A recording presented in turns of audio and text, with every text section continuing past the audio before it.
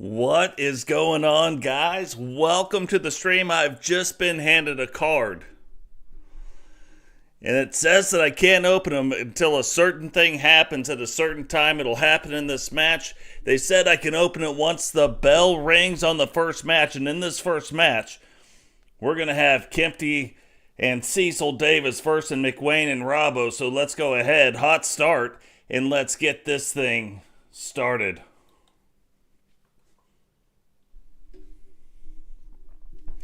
So we know right now a lot of things going on in the world of the Horsemen. But some of the things we don't know, one, is why that says the LWO. That's weird. But look at the state of this. Kempty, Watson, and Cecil Davis, along with, look who's that in the back, Totes, McGotes, all donning the colors of the NWO.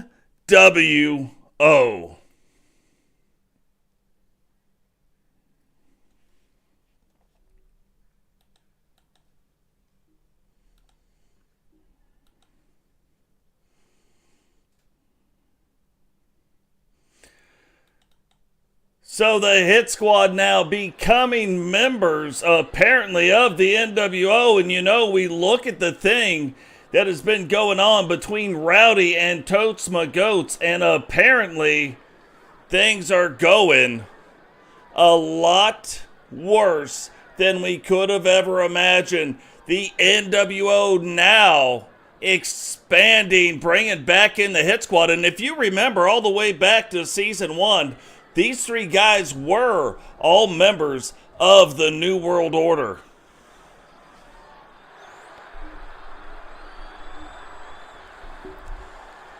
And what is this? And their opponents, accompanied by Rowdy at a combined weight of 420 pounds, the Corporation. Hold on a second, I've got to open it up. I cannot wait for the first bell. Let me go ahead and get this thing opened up right here and see what is going on. But I've got two different envelopes. One of them says Totes McGotes. Pretty obvious what's going on there, but I will open that one up. But this one, what is happening on the back of Rowdy's jacket? No longer wearing the badging of the Four Horsemen, now accompanying McWayne and accompanying Robbo down to the ring.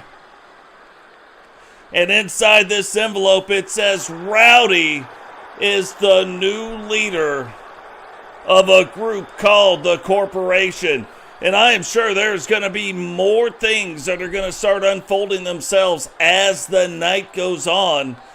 I am sure we are going to find out more information. We need to find out more information, but it looks like this little rift between the Horsemen has absolutely tore the Four Horsemen apart. Don't even know if the Horsemen are still a group, but what we do know, Totes McGotes leading the NWO now. Rowdy leading the Corporation.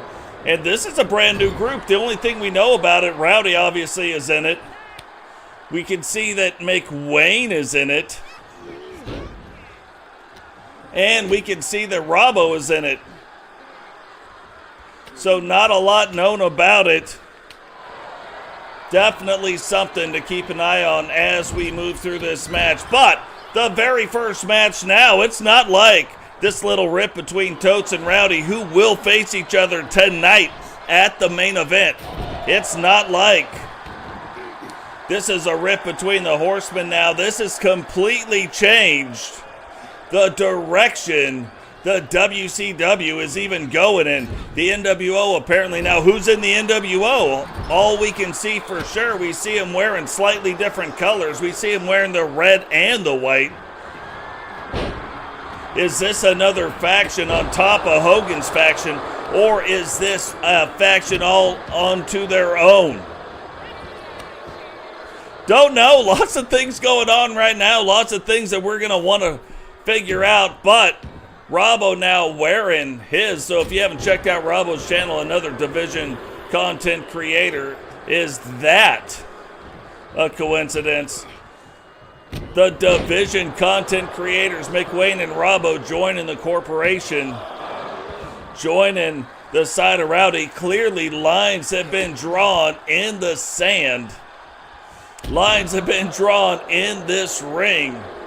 How is that going to play itself out? Robbo now, the last time we saw him, and it's been quite some time, we had heard rumors that Robbo was leaving the WCW, but the last time we saw him was with the Judgment Day. We saw him get kicked out of the Horsemen. We knew that at one point Robbo came in and led the Horsemen, and to be fair, was the last leader of the Horsemen. When Robbo got kicked out, the Horsemen had agreed amongst themselves until this rift happened that they weren't going to have a leader. So they were the only faction, the only group to not have a true leader. If you know how our universe mode works, leaders get a bump in the faction for leading those factions. So the Horsemen never benefited from having a leader after Robbo left. Now Robbo back and hoping to get back on track. Look at this. Kempty or Cecil getting out of the way now, whipping Robbo back into the corner. And we've seen the hit squad again. You look at the hit squad, you look at the other group, the Maniacs. They are the two longest tag teams, and now the hit squad back with the New World Order. So I guess when they say the NWO, when you're NWO, you're NWO for life. Looking like that's exactly what is going on right here.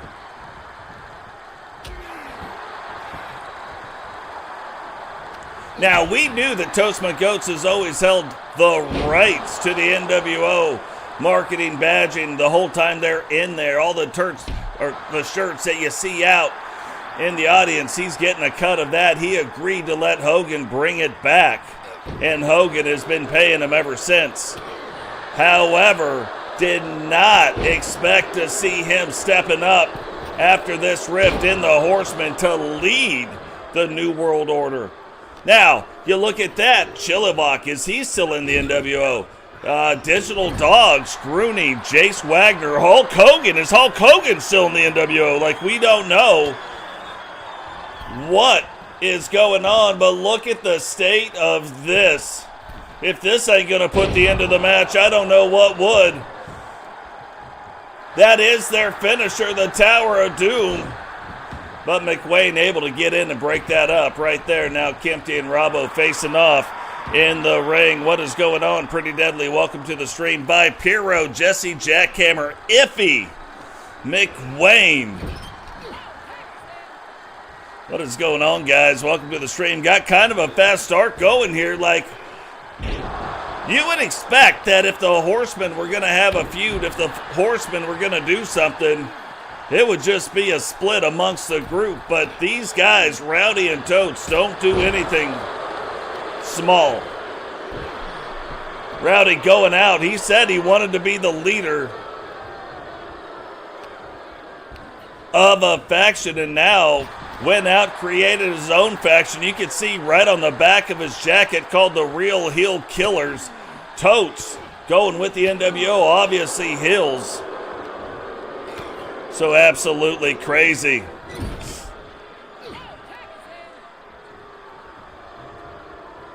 Yeah, that's what I'm saying. You can see these guys going back and forth. The other thing, we saw them going back and forth in the Twitter sphere. We saw him going back and forth on the social media. Totes was laying out all the stuff that the Horsemen accomplished when he won the World Championship and what it didn't accomplish with Rowdy. Rowdy said that that stuff didn't even matter. That he was the one that allowed Totes and Eagle and Bama to even come in the Horsemen, that he was the one, and even though he was only called the Enforcer, he was actually leading the group. So lots of stuff going on between these two. Lots of stuff that I am sure is not even going to get worked out in one match. But apparently there's going to be a few matches. Rowdy bringing out some new members of the corporation, and These guys obviously hand-picked by Rowdy. McWayne now setting up for it. Is he going to be able to get it in? Hit him with the sit-down sausage. Hits Kempty with it. Grabs the legs. But this isn't the Hit Squad's first rodeo, so getting in and breaking that up right away. McWayne now going back after the lower body. Kempty rolling out. And the corporation trying to handle this new version of the NWO. Trying to get them handled right now. And this isn't just another match. When you look at the main event tonight, you're going to see Rowdy in the main event. You're going to see a Totes McGotes in the main event. This isn't a normal main event match either. This is a 15-minute Iron Man match. Now Robbo setting up. Kempty kind of sees him, but the referee starts giving the counts. I think he might have distracted him just enough for Cecil to be able to avoid getting hit with the finisher right there. Now picks up Robbo, but you can see having a little bit of problems even getting him off the ground, even being able to pick him up.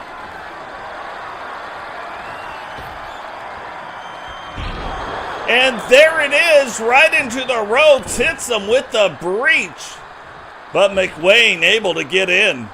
What is going on? Kimberly Vega, welcome to the stream.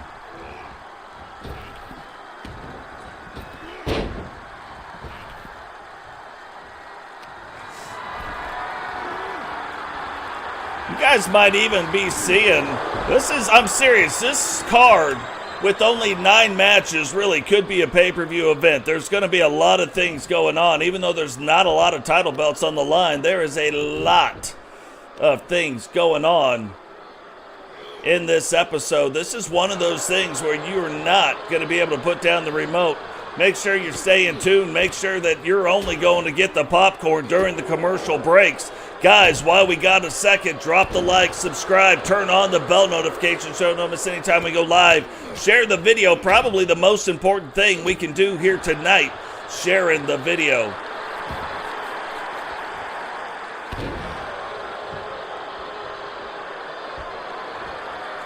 Yeah, that is no joke, and here it is again. McWayne gets him up and sit-down sausage, but Kempty making it into the ring. So now both members of the NWO, both members of the Hit Squad getting hit with the sit-down sausage. And McWayne trying to end the match right here. Cecil trying to get over to his partner now, gets him tagged in. Thought McWayne was going to go get Robbo tagged in, but look at the state of this. NWO doing NWO things out there right now. Picks him up, slams him back down, and the NWO not going to allow McWayne to get over to Robbo right now. Have him hooked in the side, but McWayne fighting through it, or at least trying to fight through. And you can see right now both Rowdy trying to coach his side. Totes McGotes trying to coach his side as well. And really, as this match has gone on, we don't really have either one of them getting the upper hand on the other one. But here we go again, trying to get him with the finisher of the Hit Squad. Is that gonna be it? Now rolls up the leg. Robbo, though, right on top of the action. Not going to allow them to take that to the downtown or to the Julie Brown.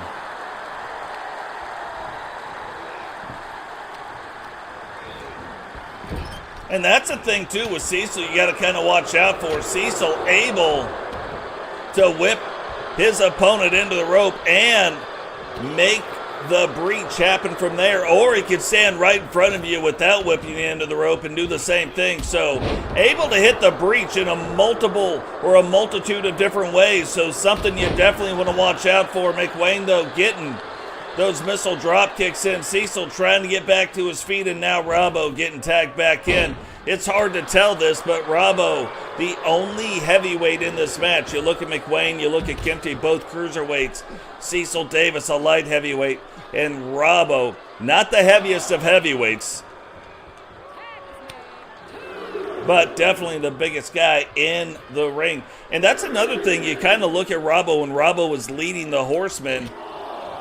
A lot of people say that between Robbo and Rowdy, that is the reason Eagle's physique bulked up the way it did. Is it true? Is it not? I don't know, but you can look at those two and definitely see where those rumors come from. What is going on, Sentinel and Eagle Star? Welcome to the stream, brothers.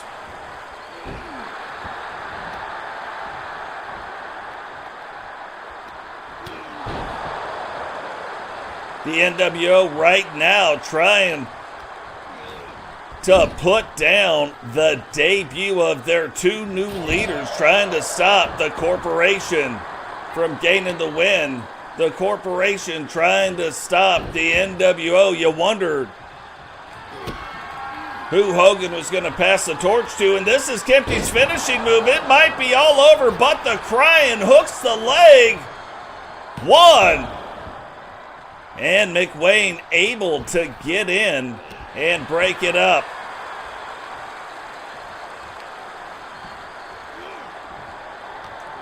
But we don't even know if he officially passed the torch. Maybe Totes came in and took the torch. Stop again. How did they get to where they're going?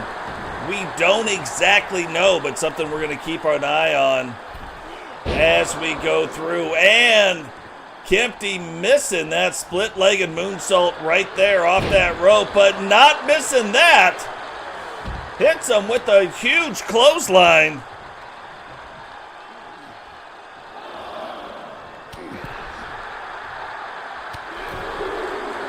And Cecil, now the legal man, tagged in, knocking McWayne down to the ground, playing it up, letting the crowd know NWO. Throwing the NWO signs up.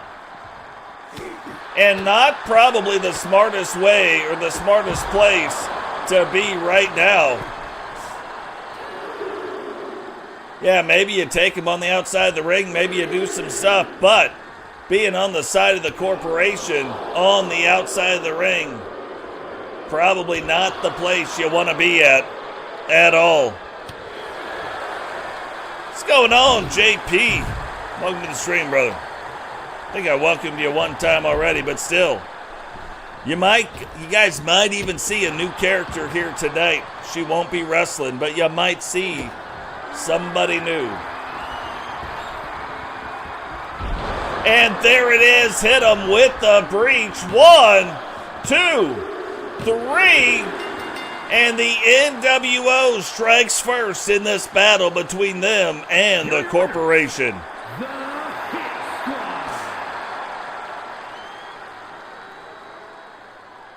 So that is a very hard-fought match.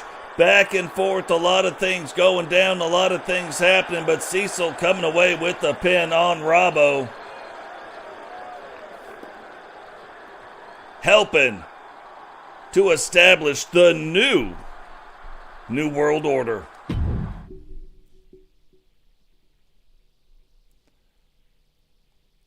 So a lot of you guys, if you're sitting in the Discord, you already know what the match card is. We just don't know how the match card plays out. So if you guys don't know what we do, we create all the wrestlers, write all the storylines, create all the belts, create all the arenas, put it all together. Let the AI handle what the AI is going to handle. We sit back, turn off the commentators, and then I watch it live as you watch it. And I just hope that you're thoroughly entertained.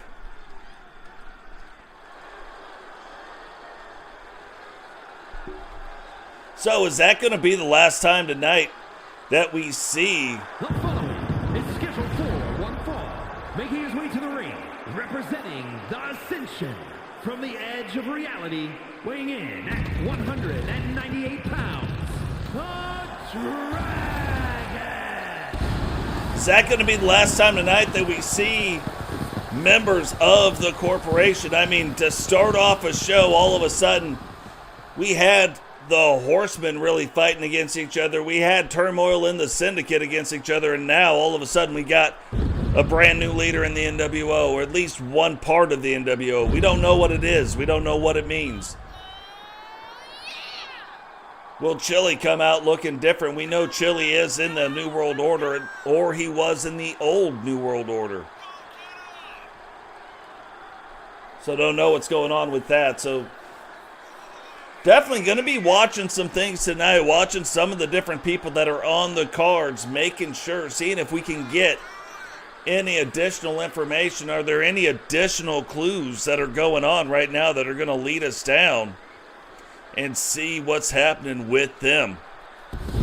Yeah, Chillivok really a part of the Bedazzled Jawbones Club, a member of the Bay of Iffy.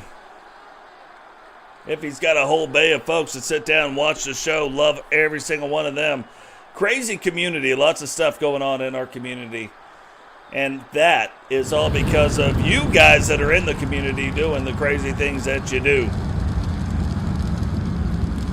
But we know right now Dragonuv has been kind of collecting up. Andrew Dubbs, one of the newest members or newest graduates of the School of Dragonuv tonight.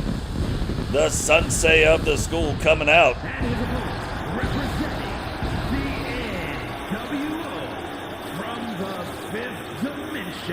Weighing in at 205 pounds, fallen hero,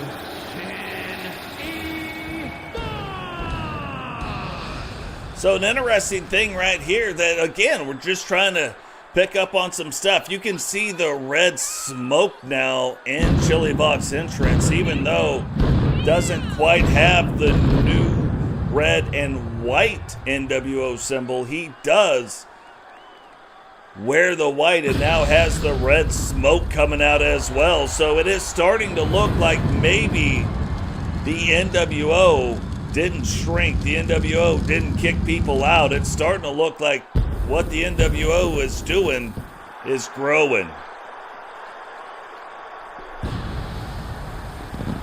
That is a scary thing. But you look back and it would kind of make some sense because Hogan and Eric Bischoff wanted the NWO to grow and kind of take over and become its own thing and its own company. And right now, it's looking like they are back after that. And look at that, even though both men are cruiserweights, Dragonuv trying to get that lariat in right off the bat, but not able to kick Chillivok off his feet. However, turns the submission into a toe drop, and this is the thing. This is why people lining up at the School of Dragonuv right now trying to get in the doors, because very fluid motions between these two, and then you get dropped right on your head. So it happens, and look at that move. Chili went for the super kick. Dragonuv able to jump kind of to the side, almost in a Matrix-like motion to avoid that super kick, but Chili stays on top of it, stays in control of the match. And if Totes now, you saw what he said. You saw Totes lay it all out there. He said, since I joined the Horsemen, since I won the world title, this is what happened. Showing that all the other people not only won titles, but won world titles. He laid it out there saying, okay, but then you won the title, now we're breaking up. So, will he start bringing that? We saw a little bit of that with Hogan, where Hogan's starting to elevate Gruning, starting to elevate Digital Dogs. That's the thing that kind of brings Chillivok in. That's the thing that brings Jason. But now with Totes leading, can he do the same thing with the New World Order? Or will Rowdy be able to prove it with a whole new group of folks? With a whole new, we don't even know all of them, but right now we do know Robbo, who needed to have a big turnaround. We know McWayne. Can he lead those guys in his faction to greater heights, gaining championship belts? So we got the stuff that's going to happen in the ring. We see the stuff that's going to go on And that's going to be one thing. But then the true leader of the measure of leadership is going to be what happens with the groups that they're leading. What is going on, Brooklyn Jokers? Welcome to the stream.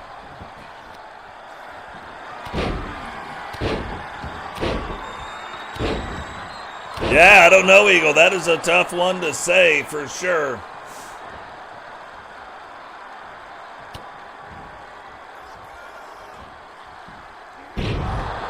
And see, that's the next thing.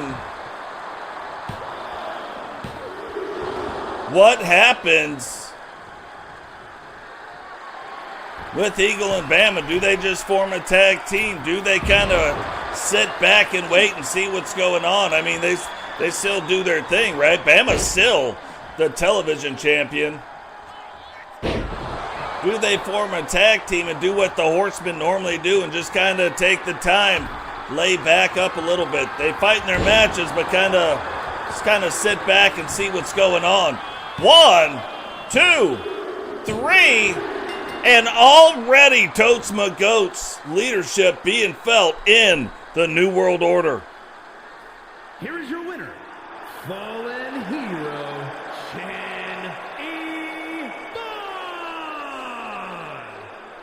You know, and that's one of those funny things that happens sometimes. Sometimes you see a change in leadership or you see a new faction and you get that momentum going. Chillivok now taking it off the top rope to Dragonuv. And look, that's where Dragunov's finishing move happens as well. But Chillivok able to get up there, handle his business off that top rope. And that is one of those other things that is also another statement going out. Not only did he beat Dragonuv, but he beat him off the same top rope that Dragonuv typically beats his opponents off of.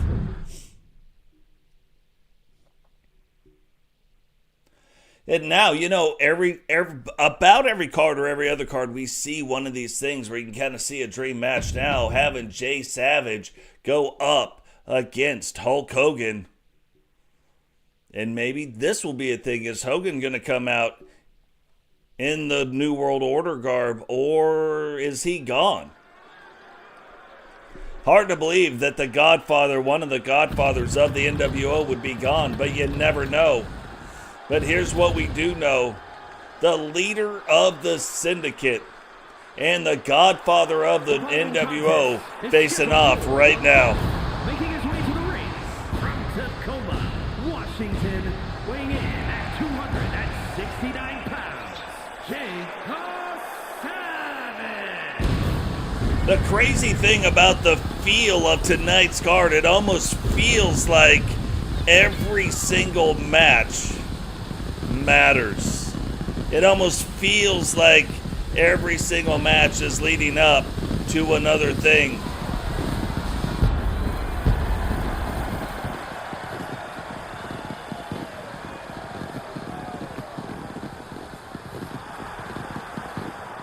And see, right there, the leader of the corporation already talking about, hey, like this NWO thing, this could be a problem. Like Rowdy's starting to recognize it.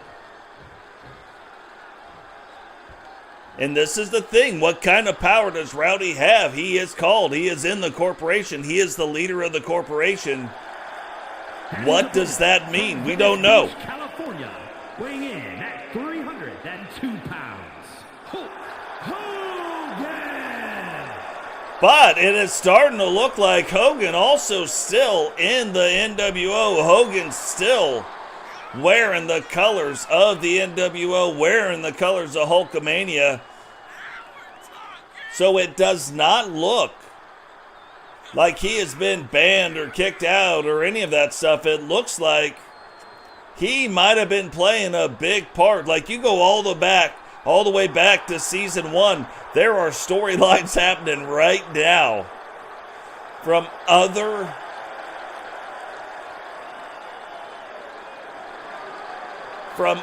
companies, from other federations, the evolution, and some of the storylines from season 1 are coming home to roost right now.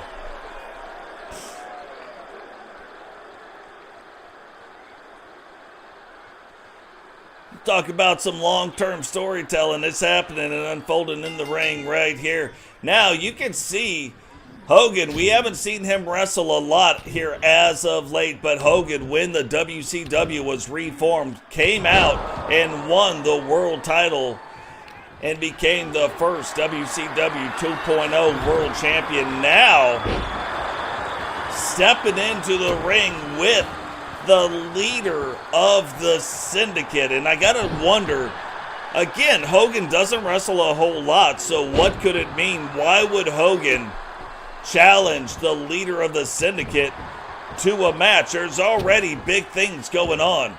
We already have seen that Totes being named the leader of the NWO. We've already seen Rowdy forming the corporation.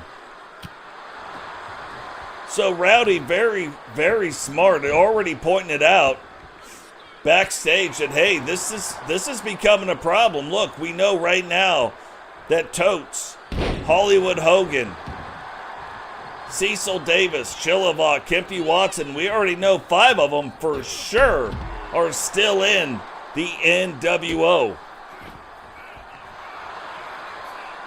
But it would be hard to imagine that Gruning, Jace Wagner, and Digital aren't still in the NWO as well. Like, what would be the reason to come to the NWO? I mean, I just named them all right there. And then to go out and to recruit more. So, Rowdy, this could be the answer to what is happening, because it looks, and it is starting to look like the NWO, again, for the second time, are trying to rise up, not just be a faction, but trying to rise up and take over control of the WCW.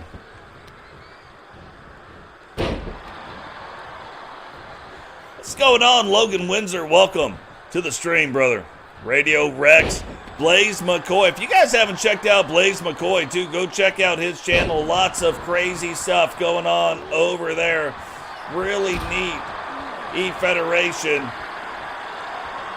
Get in the chat, get involved. He is a lot like here. There is a waiting list to get in. So, but get over there, get involved. See if that's a place you want to be at. Subscribe to the channel. Even if you don't get involved in the ring, it's still a great place to go. Watch the stories unfold as they happen at the turn of the century in the year 2100. Let that sink in for a second. But look at these two going back and forth right now. Again, we don't know why, but it seems like for whatever reason, Hogan is out in this ring, out there on a mission, trying to take out Jay Savage. Hits him with the boot, rolls the leg, 2. And Jay Savage finding a way to kick out in 2. Remember, too, Jay Savage going after Bret Hart, going after the Universal World title, unable to get it in 2 tries, but still, that has remained his focus. Now, the crazy thing about all of this is he took this match, he took the challenge from Hogan. Hogan drops the leg, 2, 3, and Hogan bringing home the win. But look at this, JP coming in to save him. No, he's not trying to save him. JP jumping in the ring. I thought he was there to save Jay Savage, but instead takes out Hogan and takes out Jay Savage. So what does that mean? Too many crazy things have gone on. We are only in match number 3 right now. However, so many things that are going on right now. And it really, really looks like the face of the WCW is changing. You can go back now. Mark episode 84 down in the books is probably one of the things that changed the face and the direction of the WCW.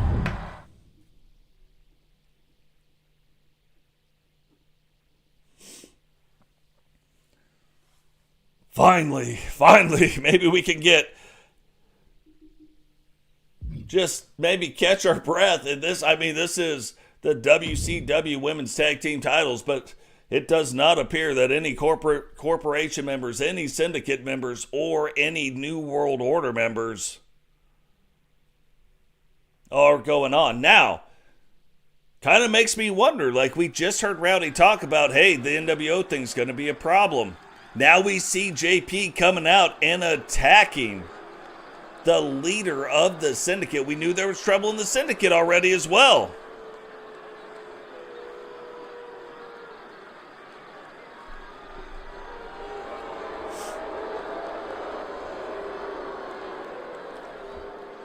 And maybe that is the answer. Maybe Rowdy trying to bring the syndicate and the corporation together to form the corporate syndicate. Or maybe it's already happened and we don't know it yet. Now you look at these two ladies making their way down to the ring, and we know one thing. They are freaky. We know they're freaky. But they are also former WCW Women's World Tag Team Champions, and now getting their shot here tonight against the Hart Foundation, Lexi Hart and Tiffany Hart, having won the belts at NWO Revenge, NWO WCW Revenge, now in their first title defense match. And I mean, they drew up, that is for sure. Not going against an easy team. Not that there's a lot of easy teams in the women's tag team division, but this certainly is going to be a test. And a true test of a champion. So, will they be able to win back their titles, or will the Hart Foundation be able to retain theirs?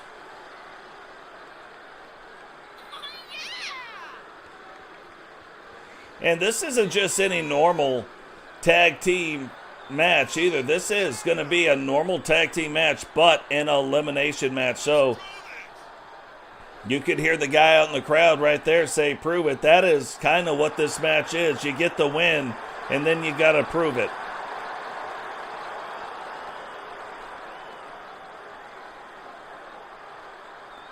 But can you even believe that a card like this has been going on? First three matches already changing again the face of WCW. We don't even know in all the ways, but we do know it is changing the face of the WCW. And then following contest is an elimination match and is for the WCW Women's World Tag Team Championship. Introducing the challengers, the Faces of Fear. And their opponents, the WCW Women's World Tag Team Champions and the WCW Women's Extreme Champions, the Hart Foundation. And that's true. Lexi Hart still holding on to the women's hardcore title as well. But look, ever since the pay-per-view, ever since the turn of the new year, matter of fact, a couple episodes before the turn of the new year, things have been going off the hook. Things have been going crazy. What is going on, Repentia? Welcome to the stream. But things have been going absolutely crazy. Every show seems like it's getting bigger and bigger and bigger and bigger. How's the next show going to top the last show? Don't know. And then it does. So definitely worth getting the subscribes to the channel. If you guys are watching this and you don't have a YouTube account, it is absolutely free. Make your YouTube account. Then you're able to subscribe to the different channels. And then when we go live here at the WCW, you're able to see it right on there. You're able to get in the chat, be a part of the action, and maybe one day you become a wrestler in the WCW. Maybe one day we're talking about you and you're the one that's affecting the storylines in the WCW. Hope you are recovering well, Repentia. I know you had surgery a few days ago, so hopefully that is going at least as planned as of now. So now you can see too, the Hart Foundation, the Hart sisters, Not quite the same size as the Faces of Fear, but a little bit closer with Tiffany Hart, but still not quite the same. So definitely they don't have the size advantage. That means for them what they really are going to want to do is make sure they're not succumbing to the power of the Faces of Fear, right? Faces of Fear, really a power-style wrestling team where the Hart Foundation going to have to be a lot more finesse, going to have to be a lot more technical wrestling. But in order to wrestle that style, in order to get off your moves and do the things that you need to do, you have to be in control of the match. To this point, the Faces of Fear absolutely controlling the match.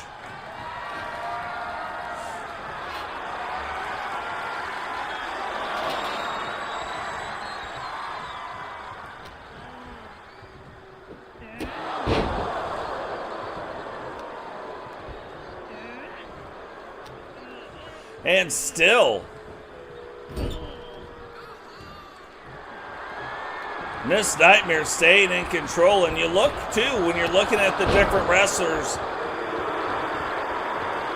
by far, Miss Nightmare, the most accomplished in the ring, having won a Universal World title. Didn't hold on to it for long, but the fact that she was able to win it, and quite a few other title belts. Then she wanted to move into the tag team division. Alana, in her first match back with her new look, Miss Nightmare is like, no way, I got to wrestle that person. Alana ends up winning that match, and the next thing you know, these two tag team partners are now very successful tag team partners, being able to bring home a lot of tag team gold already in their team's kind of infancy stages, the early stages of their team. And look at this, Miss Nightmare just saying, forget it. Let's go out, let's get us a kendo stick. I only need to hit you with it once, but now Lexi fighting through. And this is going to be the part where it does Lexi a lot of good, hopefully, if she can stay in control. Being inside the ring, being able to use the ropes, being able to go off the top of the turnbuckle, being able to use, like she is doing right now, use the ring to gain leverage advantages against her opponent. You gotta believe that is what she is gonna want to do. Now Tiffany getting tagged in, Miss Nightmare getting Alana tagged back in. And Alana started to let the bows go, but instead Tiffany grabbing her, and it looks like Tiffany just wants a piece of Miss Nightmare. Or does she? Plays a little possum right there. And now getting her up against the ropes. And look, Tiffany Hart, not a dumb wrestler either, doing the same things, understanding the size difference that she is facing right here now, getting ready to probably go out of what the Hart Foundation probably taught her in the dungeon, in Stu Hart's dungeon. Probably getting away from that, using the kendo stick. You can see that kendo stick starting to break up a little bit. But using the ring, using the kendo stick, now Lexi is in, says, hey, looky, looky, here's a cookie. And uses that kendo stick and breaks it right over the back of Alana, now whipping her right towards her tag team partner. Little insult to injury coming, and hits her right in the gut. And then look at that clothesline, taking Alana off her feet, but still only getting a 1 count. And that's one of those things that it has got to make you wonder. One of those things where you're like, hey, did Alana see that coming? What is going on, Sped? Welcome to the stream, brother. Sped always buying his ticket. Probably buying a ticket for a few other people as well. But love that you stopped in here and really appreciate the support, Sped. And we almost had our first elimination right there, but Lexi able to get out, and you can see right there Miss Nightmare starting to get a little frustrated, but then wisely gets back out of the ring Gonna allow maybe some cooler heads to prevail a little bit, but gets out of the ring because she does not want to make a mistake. Now, these women have won on multiple occasions tag team gold, so, and then again, one of the most accomplished wrestlers, or the most accomplished wrestler right now in the ring, and Miss Nightmare. Alana now going, trying to find something, finds a chair, but Tiffany sees it coming and then sees her head get driven right into the chair. She just watched it happen again. Once, twice, 3 times a chair shot. And Alana dumping her right on top of her head.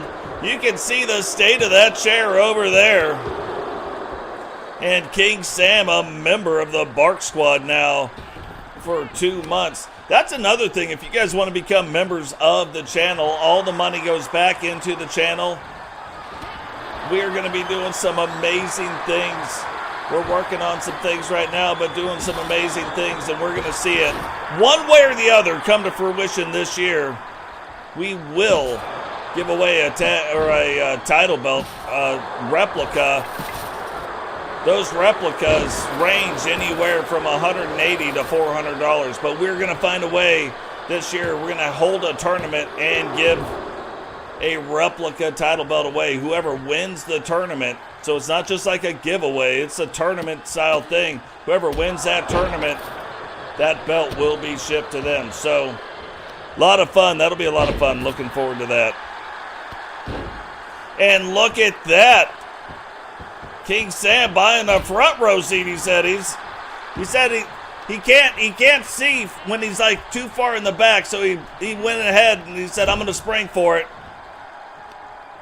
Left the family at home, so I'm going to spring for it. I'm going to get that front row seat. We really do, though, appreciate that right there. Love it. It's like McDonald's. Ba-da-ba-ba-ba. I'm loving it.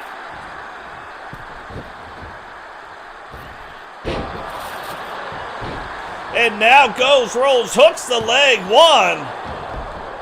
And see, this has got to be the thing. If you are the Hart Foundation, if you are the Hart Sisters right now, you got to be looking at this and going, what do I got to do to win? We've been doing some things. We've been going back and forth, but still unable to win. Now putting Miss Nightmare in the sharpshooter, and I'll tell you, every single one of the sisters has this move. Every single one of them knows how to do Bret Hart's finisher and has put that in their own little repertoire of moves. But Alana able to get in, break it up, and now I thought we were going to see one of those things where it's like one of the double team maneuvers that comes in and they do the whatevers.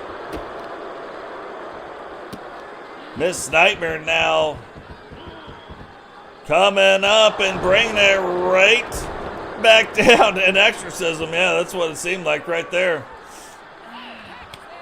And now getting Alana D tagged back into the match. Alana thought she was going to go on the other side, instead stays right here. And this is one of those things where you can see that they're talking back and forth, and Alana trying to figure out how she wants to attack this. Now, they've won a lot of tag team gold on their own. They've done a lot of those things all by themselves, you know what I mean? So, trying to figure out how they want to at least get this first elimination, and now getting the double team in, bringing her back up, and thought we might have even seen something else, but instead, Miss Nightmare, remember, her finishing move is the Bone Crusher, so she could whip you into those ropes, bring you up to the top, and then bring you back down. Because of her height, it matters.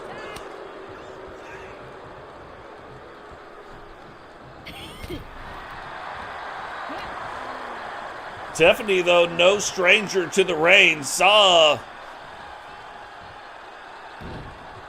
Alana coming after her. Stops it, gets it turned back around.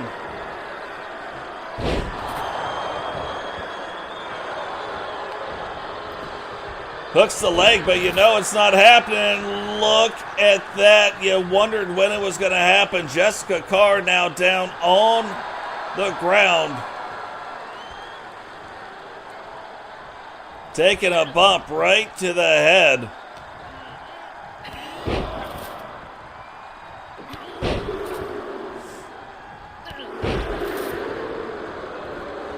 Taking a bump right to the head. But now referee back up on her feet.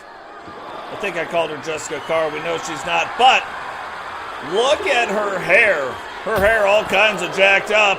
Light fixture now broken over Tiffany Hart. And if the champions thought this was going to be an easy match, I think they realize now it is not. And then driving her head into that thin rubber mat on the outside, but also driving her head into the glass of the broken light tube. So you can see the carnage inside the ring. You can see it on the outside of the ring. You can see the baseball bat. And that is what it took to get the first elimination. And that's why I don't really think you want the Faces of Fear on the outside of the ring. Remember, WCW World Tag Team title belts are on the line right now, and it is up to Lexi Hart to try and beat both of these women, beat both of the women of the Faces of Fear, if the Hart Foundation is going to retain these tag team title belts.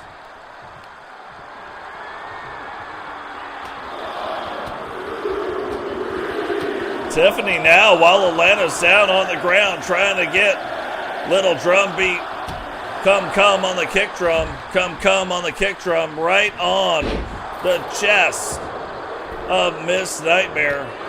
Miss Nightmare already getting back, but that maneuver right there allowed Alana enough time to kind of get a breather, get herself gathered, and then get back in control of what is happening in the ring. What's going on, Digital Dogs? Welcome to the stream. If you are just joining us, you have missed a crap ton of stuff. One metric crap ton of stuff. You've missed it. Even in the first three matches, some things have changed. And I've got a funny feeling it ain't over yet. Alana now getting in with Lexi. Do we have brand new WCW Women's World Tag Team Champions? We do. And we have seen them before. They are the Faces of Fear. Here are your winners. And the new WCW Women's World Tag Team Champions, the Faces of Fear. So this is one of those interesting things. And, I think this is also one of the reasons why you guys come and you watch and you listen to the things that are going on, because I just noticed things about the game. When you go and you watch the Faces of Fear wrestle, the most accomplished wrestler, again, she's won a Universal World title, Miss Nightmare, right? But when these ladies go to win title belts, it is almost like Miss Nightmare elevates Alana and puts her like in the spotlight, allows her to get the pin, allows her to do the things. And that is probably the thing that makes this team so tough. You got a former Universal Women's World Champion. So she's already got a crap ton of confidence. And then you turn it back around and you look and you've got Alana getting her confidence built by a former Universal World Champion. So absolutely crazy what is going on. But right now, we see Digital Dogs getting ready to face off against GC Rock.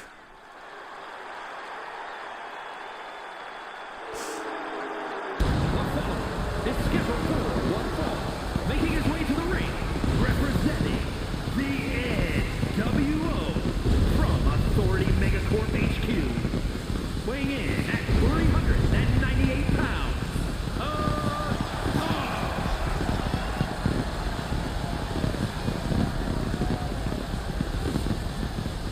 So Digital Dogs, we can see the brand new entrance of the brand new version of the NWO. We can see Digital wearing the colors of the new NWO. So we know right now this faction has at least 6, if not 8 members. We see the newest member, Cecil Davis, coming down to the ring. And we see Hogan returning to the side of Digital Dogs. But here's another guy. We haven't seen him in quite some time. And now GC Rock. Look at the Titantron. A member of the corporation joining Rowdy.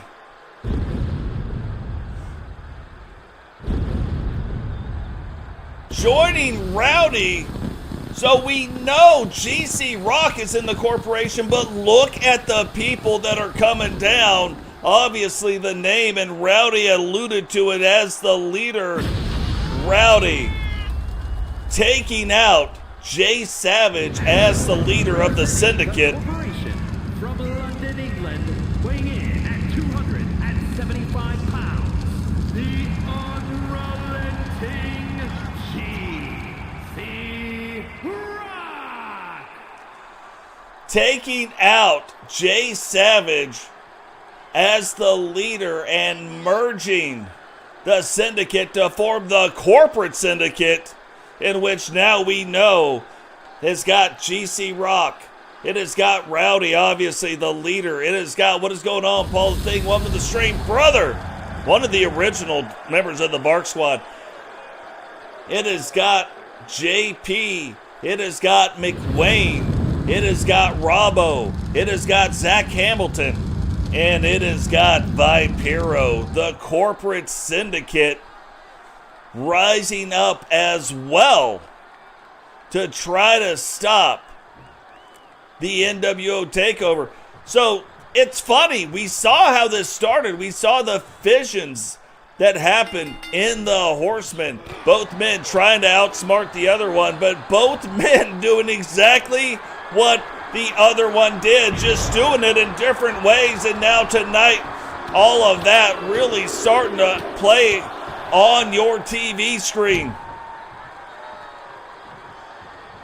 And again, a lot of these stories going all the way back. So for those of you that have watched Season 1, Season 2, 3, 4, 5, and now 6, a lot of these storylines are coming together and combining right now. It is one of the craziest things to see.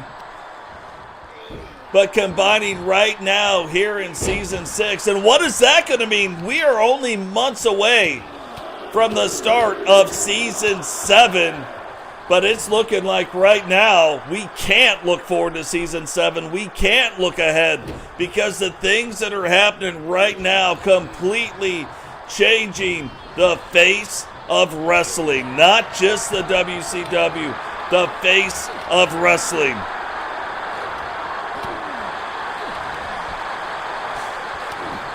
And now Digital Dogs, GC Rock standing in the middle of the ring. And we can see kind of a slimmer GC Rock than we have seen before. We heard where it looks like he leaned up by about 15 pounds. Where Digital, one of the largest men in the WCW, GC Rock, now no longer a super heavyweight, but one of the heavier heavyweights that we have out there. And already finding a way to get a 2 count. GC Rock trying to show the corporation that they did not waste a pick on him, trying to even up the score right now with the New World Order. And look at this, Zach Hamilton throwing Digital Dogs back in the ring, not allowing Digital to get a break. Digital looking to roll out and then says, no, let me just get back up to my feet. GC Rock right there, though, waiting for it to happen. Whips him into the corner. And Sam, I really appreciate you, brother. Really appreciate all the things that you do for the channel. And I'm going to tell you, get into the storylines. Check out Sam is telling a huge back storyline. We have started to see it play out on the TV screen. We have started to see what is going on with the stalker. And I'm just telling you, I think that is going to be going on for quite some time. Like, I don't know. I'm only Frankie Two Fingers, you know what I mean? But it feels like that could be going on for quite some time. And this might be the thing GC Rock needed to get rejuvenated.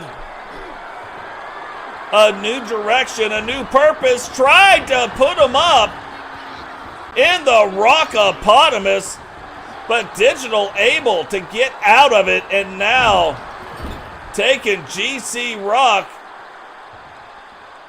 and showing him the sheer size. The bedazzled jawboners getting the things going. Get them rattling in the bag. Digital Dogs getting ready to get on a roll right here. G now needing to use the ring to get back up, and now Digital brings him back in, hooks the leg, and only getting the 1 count. And you see it right there. Digital Dog's starting to call for it. Digital Dog's starting to say, like, hey, we're getting close to the end of this thing. We're getting close to where I'm going to try to end this. Throws that leg drop, and now can he go right into it? Can he get him in the choke slam? No, GC Rock fights through. GC Rock stops it from happening, and then a big brain buster right now hooks the leg. 1, 2, and Digital able to kick out in 2. You can see Zach Hamilton down there saying, man, that the referee counted long enough. That could have been a 4 count, you know what I mean? But Zach Hamilton getting involved in this match in a couple of different ways. So far has distracted the referee. So far has tried to throw Digital back in. This time, GC Rock gets him up, and now he's going to hit him with it. The Rockopotamus. That should be it. 1, 2, 3. And the Corporation ties it up here tonight with the New World Order. The unrelenting GC Rock. GC Rock able to get the pin onto Digital. Cecil able to pin Robbo in the first one. Now G able to pin Digital in this one. So you know the Corporation making moves to try to block the NWO, trying to make sure that the NWO does not take over the WCW. And that pick right there, bringing GC Rock into the Corporation and getting the corporate, or getting the syndicate to join as well to form the corporate syndicate. I mean, this is like one move after another, after another. Now, mystery person escorting Melinda G, the current women's television champion, who will be facing off against Jade Cargill here tonight for the WCW television title. Is scheduled for one fall and is for the WCW Women's Undisputed World Television Championship. Digital, you got to go back and watch the first 3 matches to figure out what's going on. There's a lot of things happening right now. And don't worry. NWOs, they're going to get it done.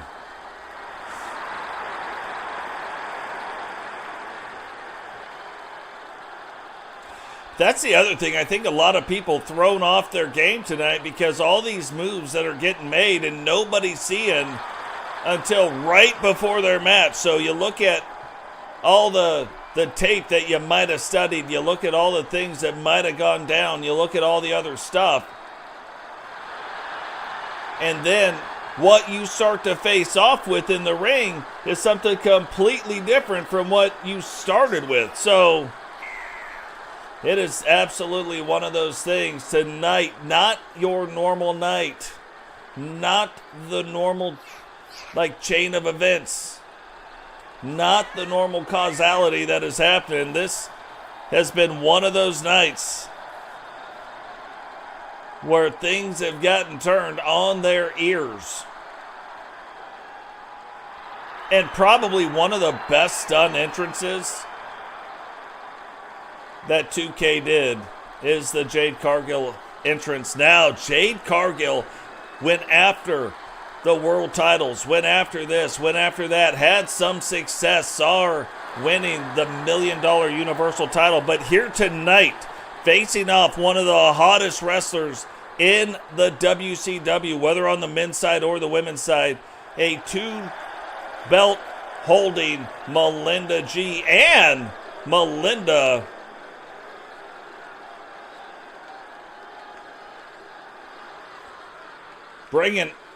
it says her name is Holocron, bringing her down to the ring tonight. Don't know anything about her. Don't even know if she signed with the WCW. But will this mystery guest play a role in the match here tonight?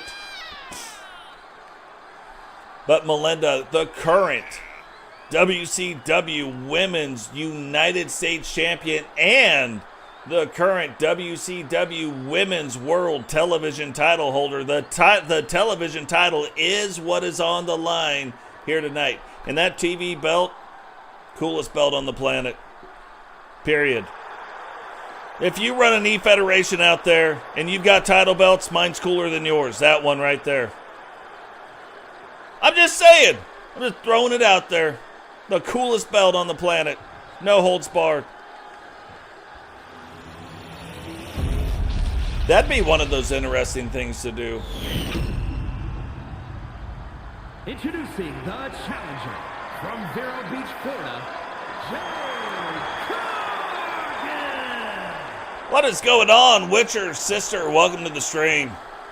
And her opponent from Puerto Vallarta, Mexico, the WCW Women's Undisputed World Television Champion and the WCW Women's United States Champion, the mechanic Melinda Gutierrez. So we know the power of Jade Cargill. You would think, when you look at the size and you look at the power that Jade Cargill has, Melinda G could be at a disadvantage here in this match. However, Melinda wrestles bigger than she is, wrestles stronger than she shows, and I'm telling you, holding both of these title belts gives a slightly better boost than only holding the Women's World Television title. Not the Universal, but a slight 2-point advantage. So I'm telling you, right now, holding the 2 belts makes her tough to beat. Now you can see, not so much the height, not so much to this, but you can see the power difference between these 2 wrestlers. Already getting chokeslammed right there. Did not even know Jade had that in her moveset, but Jade getting off to a quick start here tonight against Melinda. Now, we have seen this happen before. Now rolls up the leg. Not even a 1 count. And it is almost like sometimes you look at Melinda almost thrives a little bit off the pain, you know what I mean? Almost like she comes out there and says, hey, I'm going to let you do a couple things and then I'm going to get to work. Is that the strategy she is employing tonight? Or is Jade just too powerful? Maybe Jade's too strong and Melinda getting a little bit overwhelmed by the power. But look at this, already getting things turned back around. What is going on? Agent Destin, welcome to the stream.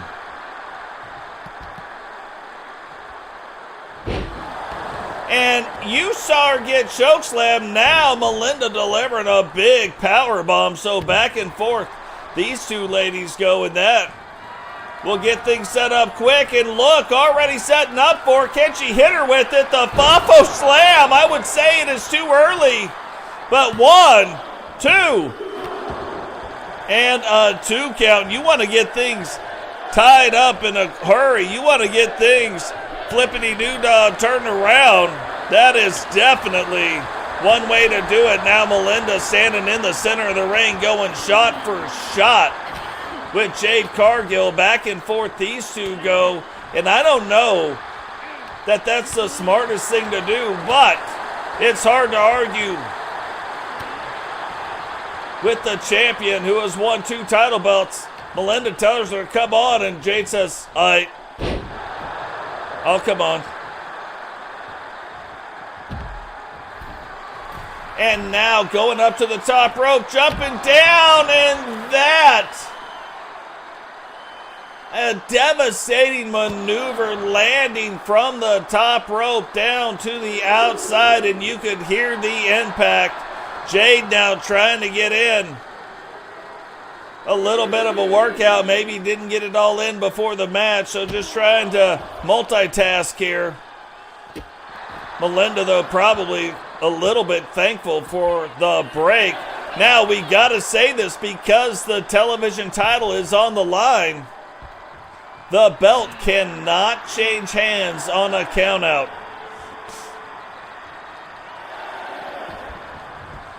She slides in, tries to get, but got Jade off balance. And look at that power bomb right there. Jade, though, gets back up. She goes to swing. Melinda drops down, though, to avoid the punch. And now look at this. This is one of those things that will get things evened up in a hurry. Going after the back of the head. Now Jawbreaker and Rot-Row SpaghettiOs. Rot-Row SpaghettiOs. Melinda able to fight through it, however. And now going back after the midsection, which you know just sets up the Fafo Slam, picking her up again. And dropping her down one more time. Now hooking the leg. Is this going to be it? 1, 2. And Jade Cargill kicking out with authority. And I don't think Melinda liked that one little bit. So now going right back after the back of the head. And you see her driving the forearms in. And then that drives the head back into the mat. So just... we saw the devastating move come from Jade, and now you've seen quite a few devastating moves come right back from Melinda. Another power bomb, and that power bomb is setting it up. Can she get it again?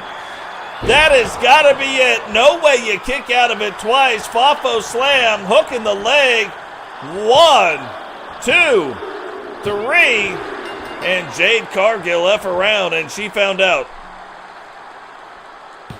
Here is your winner, and still WCW Women's Undisputed World Television Champion, the Mechanic, Melinda Gutierrez. Melinda G winning that title belt. Yet again able to defend the title, I should say. Showing it up to the crowd. And look, she's one of the wrestlers right now that I don't know who is going to be able to beat her or win. You look at her in any one-on-one match, and you got to believe she is the favorite. What's going on, Vipiro? Welcome to the stream. Yeah, Vipiro, he looked sharp. I dare to say he looked pretty. You know what I mean? Now, you see Reppin' Tia in the comment section. Her tag team partner here tonight going after Yuri Walker in a one-on-one match. We have seen the Walker sisters do very well in one-on-one matches. Is that trend going to continue here tonight? We've also heard Serra bringing a slightly different moveset, and so far that moveset in the dark match is really looking to pay off. Now bringing down both her title belts. It's scheduled for one fall. Making her way to the ring, representing the Gate Crushers from New York. One half of the Universal Women's World Tag Team Champions and the WCW Extreme Classic Champion, Serra. So Serra, the WCW Special Series Survival title belt holder, and along with Repentia, the Universal Women's World Tag Team Champions, will be facing off here tonight. And I believe while the other Walker sisters will be fighting tonight in a tag team match, it appears Yuri's going to try to start getting the advantage so maybe her sisters can go after the Universal Tag Team title belts. Title belts that nobody has been able to take off Repentia and Serra, the Gate Crashers, despite their best efforts. And representing the Union from Kyoto, Japan, the Pitbull Yuri Walker. So Yuri Walker, the youngest of the three sisters, making her way down to the ring tonight. Tiffany and Samantha will be fighting later in a tag team match, I believe. Oh, not just any tag team match either. My bad. They're going to be going after the WCW Special Series Women's 8-woman tag team title belts. Gesundheit. Say that 3 times fast. Replay what I said, write it down, and then just say it as fast as you can 3 times. I don't think it'll come out right.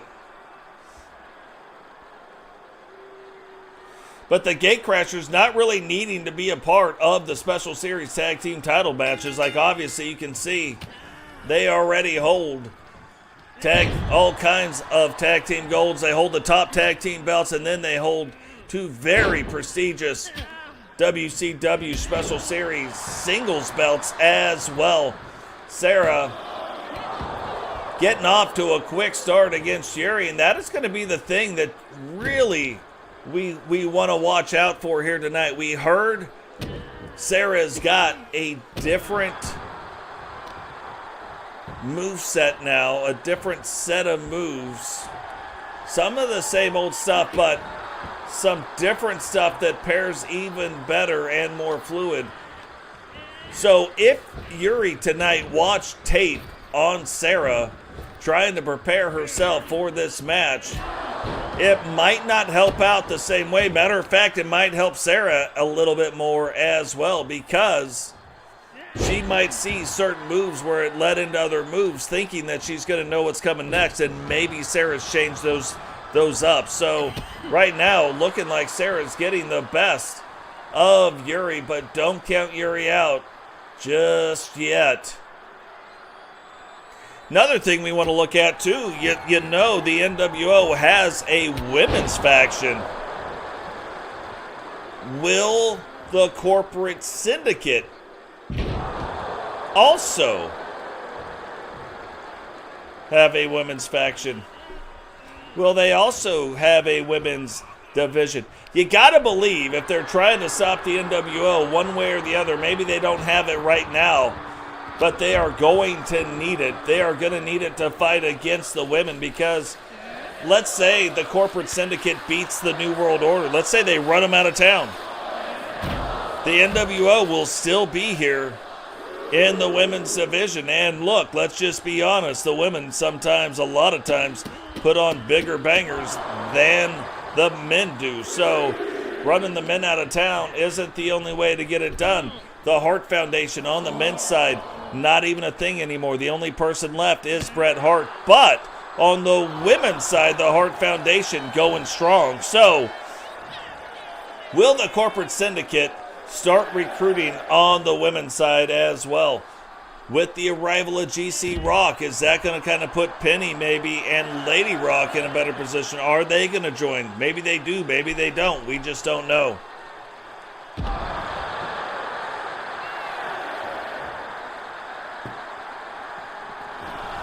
And look at that, Serra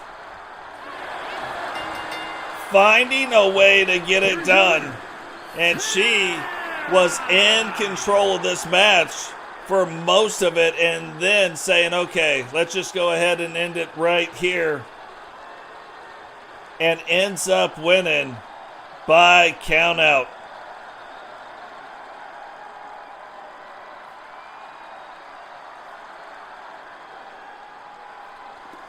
Don't think she needed to win that way. Like, I think it felt like she was in control. However, without being the one in the ring, without really knowing what was going on,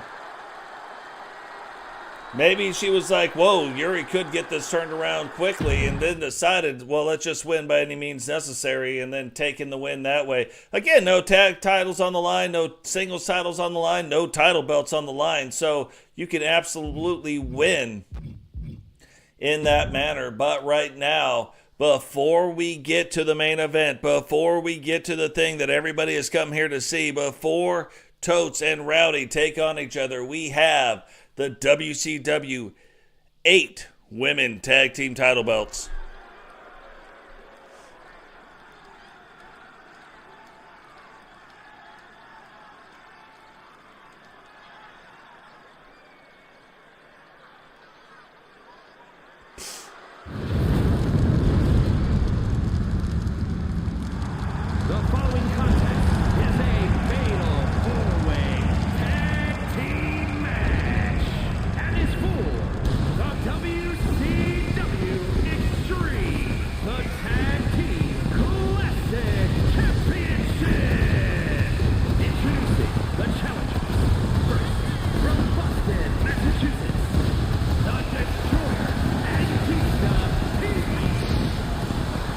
And you can hear the absolute 1 metric tonnage of pyro going off in the background. But one of the interesting things when you look at Anita T and Sid B, they do hook it up in the tag team division from time to time, but they do not walk out together. They still walk out individually. Doing really good. Thank you for asking. Doing really well. I've been looking forward to this episode for quite a few days now. Like, very excited about the state of what is happening right now.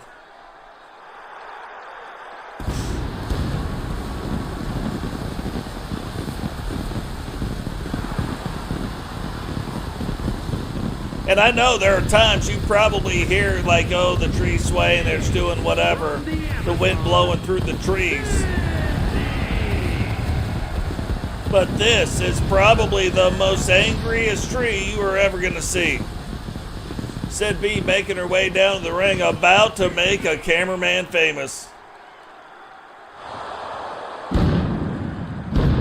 And look, that has got to motivate the camera guys to at least wear better shoes. You know what I mean? Like, they're like, hey, maybe next time I buy some better shoes. Look at that. Oh, whoa, funny. Straight to business right there. Sid B winning her first singles match this last time out. Now getting a shot here tonight with Anita T to win the WCW Women's 8 Woman Tag Team title belts.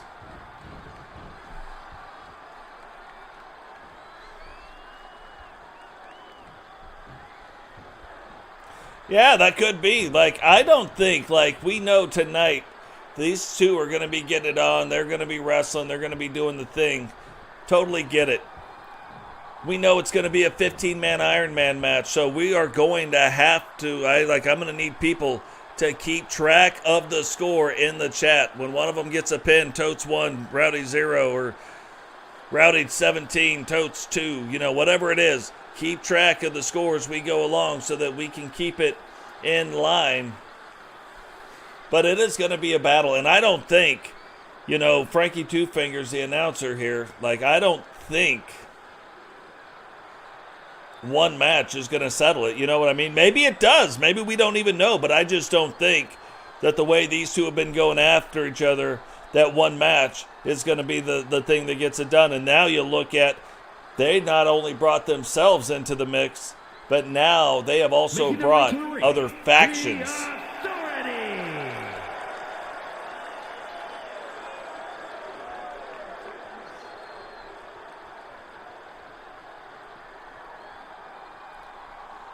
Yeah, we're supposed to be getting 4 to 6 inches here in Alabama. Huntsville, Alabama here. 4 to 6 inches on Friday. So it's going to be crazy. Crazy.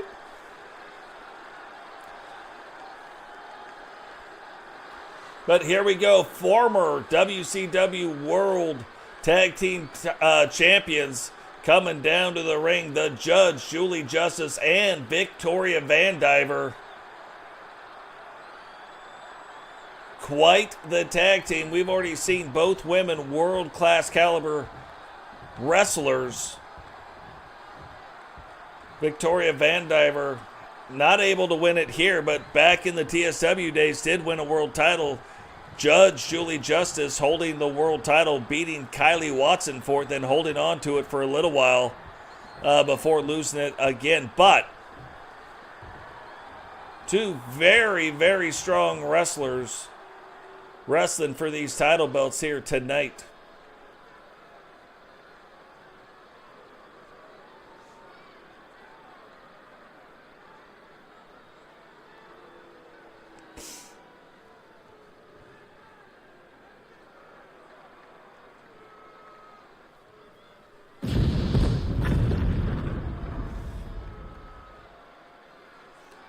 And the current champions getting ready to make their way down to the ring. WCW Extreme, the Tag Team Classic Champions, the NWO.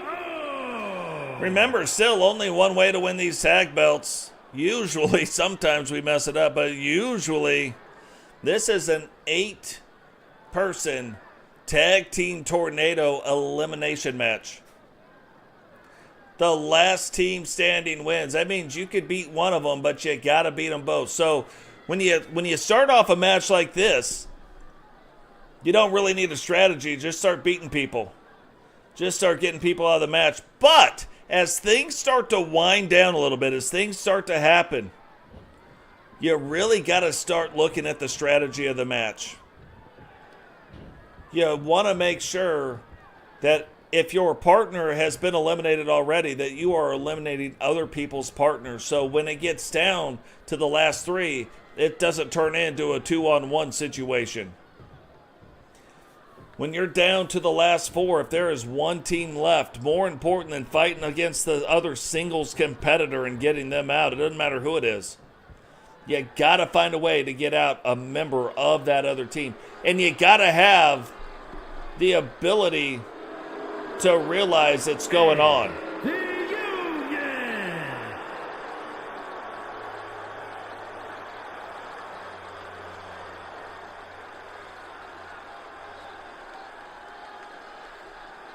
So the Walker sisters now making their way down to the ring as well.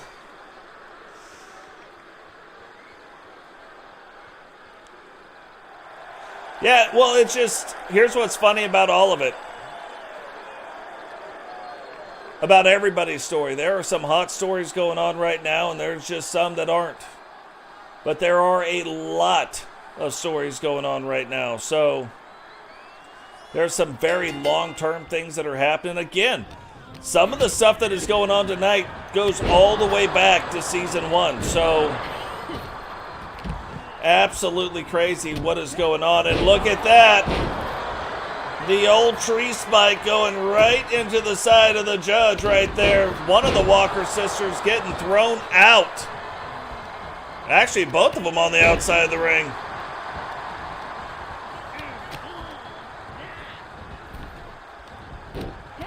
And you look at Sid B, you look at Kylee, two of the larger wrestlers in the ring right now. Misti and Victoria Van Diver, both decent size along with the judge as far as the height goes, but not really huge size advantages unless you're looking at Sid B. Sid B probably the second largest, only to Crimson. So a lot of power in the way Sid B wrestles. Kylee, another one, probably number 3 on the list, I would have to say. Maybe number 2 between her and Sid. One of them are number 2. But again, both women very similar as far as the size goes, which means very powerful style of wrestling.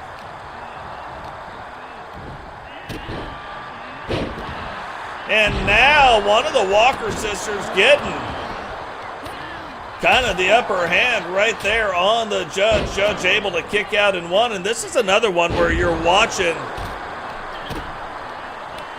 Maybe you're watching like some of the stuff and you're seeing the things. You hear me talking about one part, you might want to watch another part. Listen to me talk about the one. Focus your eyes on another part so you can kind of see multiple things that are going on.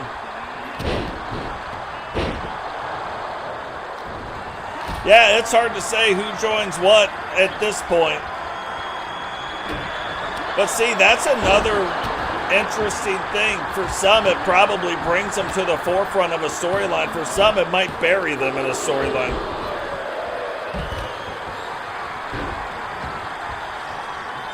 So yeah, and there's no way to know. There's no way to know how it all starts unfolding. And look at the carnage. Look at the absolute carnage all over the place. Anita's on the outside. She's down. Stephanie just threw Misti across the ring.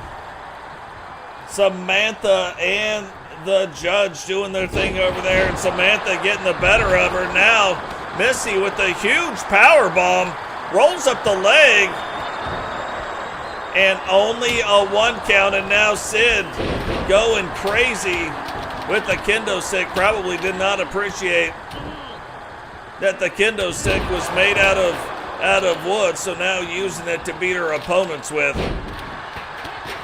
Anita thought she might have gone for the pin right there on Stephanie. Does not. Or on Samantha. Does not. And now Misti going for the pin on Stephanie, but Sam able to jump in and break that up. Now this is the part where you start to wonder, are these guys going to start separating themselves a little bit? You can see there's a few on the outside of the ring right now. The judge rolling up the leg of Anita. 1, 2. And Anita able to kick out in 2. Victoria Van Diver breaking that kendo stick over Sid B. Rolls up the leg. Referee trying to get out. But Sid already able to kick out without a count.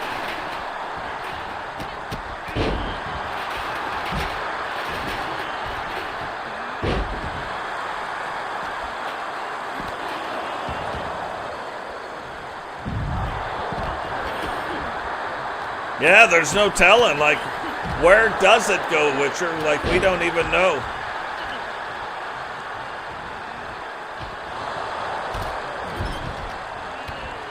We don't even know. Anything could happen.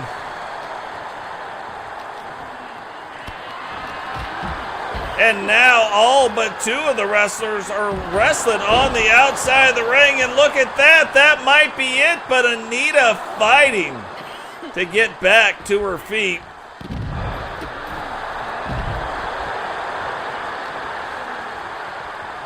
And now the Walker sisters in the ring. I don't think Victoria realizes it, but realizes it or not, no longer are both of them in the ring.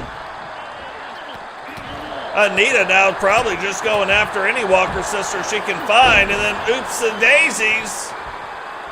This is going to be her finisher right here. One of the Walkers narrowly avoided it, but can she get Misti out? No, Kylee getting over there, able to break it up.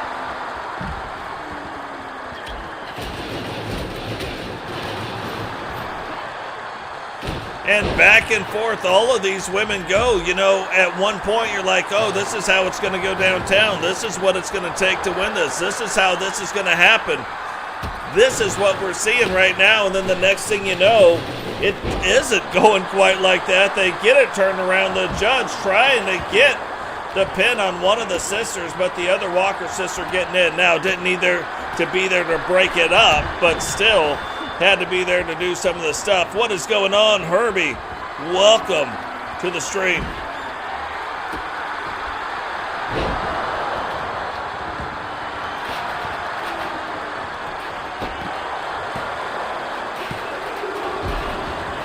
And we almost had the first right there. And look at Anita just causing absolute destruction, absolute carnage, taking stop signs, hitting everybody with it. You get a stop sign. You get a stop sign. Hooks up the leg, and this might be it for the judge, but no, the judge able to kick out again. And two, and now her tag team partner getting thrown into the ring. Will she help out the judge? Looks like she needs to, but the judge now starting to fight back on her own. Referee on the outside of the ring. And it looks like Stephanie got it turned around yet again. It looked like for a second that the judge kind of had things under control, and now Stephanie getting the first elimination of the night and pinning Judge Julie Justice. And look, that's no easy feat either. You got Judge Julie Justice, Victoria Van Diver, Kylee Watson, Misti Watson, all of them former world champions. So this is not an easy match that any of them are in. Kylee trying to get the pin. Now Anita trying to get the pin. And somehow Misti finds a way to kick out in two, even though Anita putting the destroyer right on to Misti. And here we go. Is this going to be the first elimination of one of the champions getting the finisher right on top of that chair? And Stephanie on another level right now. And no matter what happens right now, we will have new tag team champions.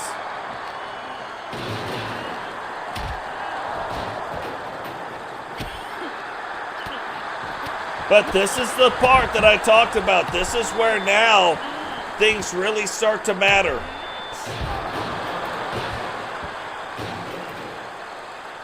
Three people getting eliminated. The judge refusing to leave. She's like, no, I'm going to hang out here. I'm going to watch the thing. But now you've got two teams and Victoria Van Diver left. Victoria needs to focus on eliminating somebody or allowing one of the other team members to be eliminated, and then try to team up with that person to eliminate the next team. That way you get down to it. It's one-on-one-on-one. No longer, right now it's 2-on-2-on-1. So it doesn't seem like a big deal right now, but it is about to be a big deal. And if I was them, I'd be eliminating the Walker sisters right now. Stephanie getting 2 pins, Samantha getting a pin, doing the eliminations. They seem to be the strong team right now, the team that has got the best shot at winning. So really needing to get one of the sisters, one of the Walker sisters out.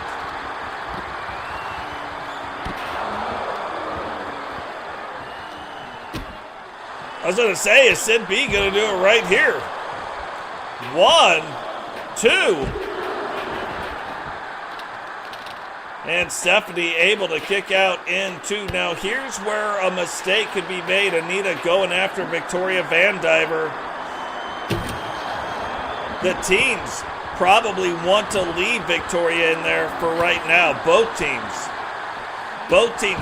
wanting to eliminate another person from another team and trying to leave Victoria. That is what the strategy should be. You'll see coming up, if that is not what happens, it'll be the next pin win. So how does this play out?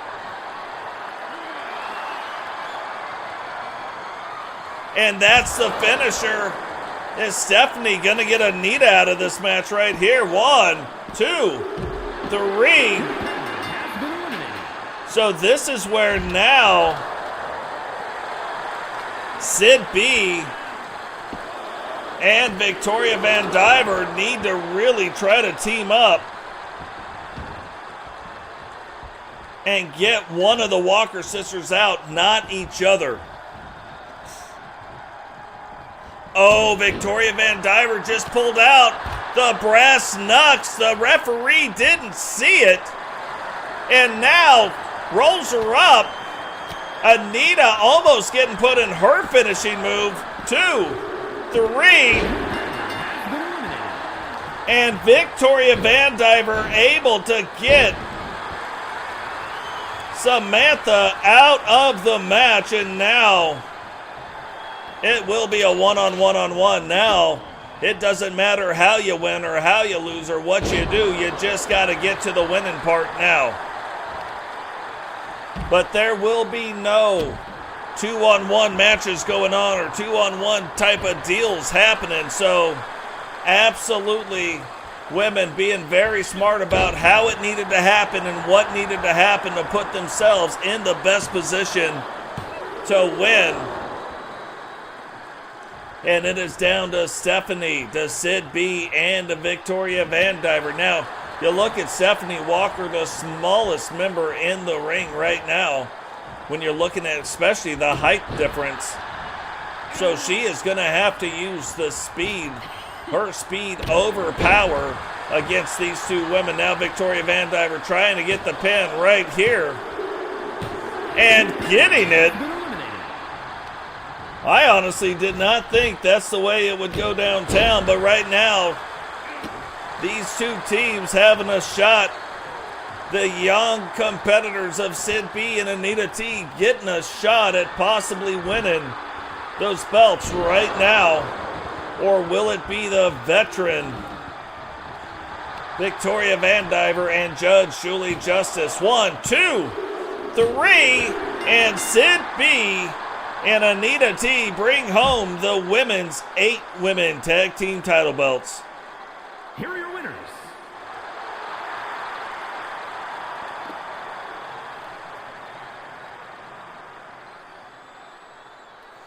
What is going on, Solo? Welcome to the stream, brother.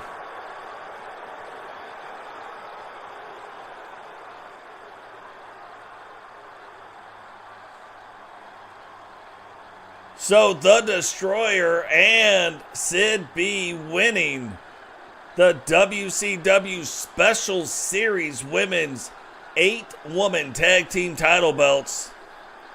And again, these Special Series belts often start the road to other titles. So the fact that they got to come in here tonight, win these title belts and get it done, and again, for world caliber women's competitors, absolutely amazing. Absolutely amazing. But now, the thing that you came to see, the thing that we saw start to kick off, and we have seen it build the entire episode. From match number 1, the NWO comes out. We've learned that there's a thing called the Corporation. Then the NWO comes out, gets another win over here. Then we see JP come down and attack Jay Savage, who was fighting against a member of the NWO. And then later on, we see the corporate syndicate formed. Now, what is that going to mean for Jay Savage moving forward? We don't know.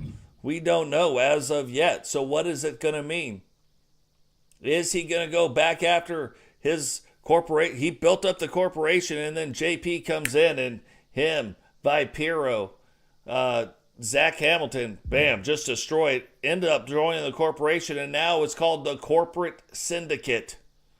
The Corporate Syndicate now trying to build themselves up to stop the growth of the New World Order. And it all comes down to this. The leader of the Corporate Syndicate and the brand new leader of the New World Order facing off here tonight in a 15-minute Iron Man match. Who is going to come out on top? We've heard these guys going back and forth, but who is going to win here tonight?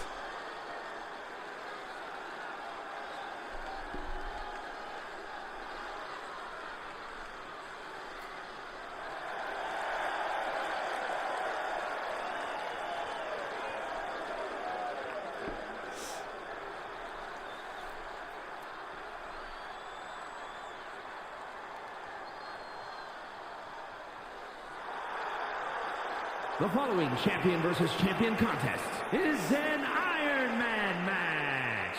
Making his way to the ring, representing the corporation from the nearest nightclub, weighing in at 306 pounds, the WCW World Heavyweight Champion, Rowdy Hunt. Rowdy Hunt making his way down to the ring in the main event of the evening. Again, we go back. We start to see the visions in the Four Horsemen. And the Horsemen, again, the only group to not have a leader, an official leader, but the Horsemen still had to be considered the top group in the WCW. Nobody could touch them. They won more titles than anybody out there. But you start to see some of the animosity where Rowdy's like, look, I'm getting overlooked. Let's do something about it. And then that starts to build. Nothing's being done about it. That starts to build. He wins the world title and then says, now, you see, I am the world champion. I told you I've been overlooked. I've proven it. Now let's do something about it. Totes ends up, he does something about it, apparently. He goes and he becomes the leader, the brand new leader of the NWO. And his opponent, representing the NWO from Huntsville, Alabama, weighing in at 258 pounds, the Universal $1 Million Champion, Frankie the Reaper Fingers. And then Rowdy must have found out about that, and he goes, hey, we got to do something. You heard Rowdy talking about it in the stream earlier tonight. Look, it seems like it's not just a 5-member NWO anymore. It seems like it's growing. Maybe it's 8 members. Maybe it's 10. Maybe it's 20. Like, who knows what it is? We got to do something about it. Rowdy then goes out, forms the corporation, takes out the leader of the syndicate in a twisted move in there, and then forms the Corporate Syndicate to now fight and stand against the New World Order so that the New World Order doesn't take over the WCW. And look, to this point, listening to both of them talk, neither one of them sounds like the good guys. You know what I mean? Like, I don't, as the announcer, I don't know which one I would want running the show anyway. It sounds like both of them are out to do what both of them are out to do, whatever that may be. So 15 minutes now on the clock, and it has been a long time since we've seen these two hook it up. But these two guys used to hook it up in the ring all the time. When Totes McGotes won the Universal title, Rowdy beat Totes for the Universal Championship. Totes later comes back and beats Rowdy to take back the Universal Championship. So these two were no strangers to each other inside the ring. That's what made it so big. When Totes joins the Horsemen with Rowdy, then these two stop wrestling. Well, now it looks like we don't have to worry about that. These two will be tying it up, and probably tying it up quite a bit. Rowdy right now in control of the match.